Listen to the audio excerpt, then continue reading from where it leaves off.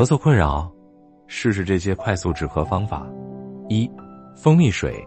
蜂蜜有镇静作用，温水能舒缓喉咙，缓解咳嗽。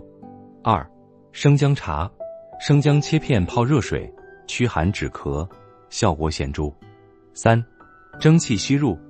将热水倒入碗中，低头吸入蒸汽，缓解喉咙不适。这些方法简单易行，适合居家使用。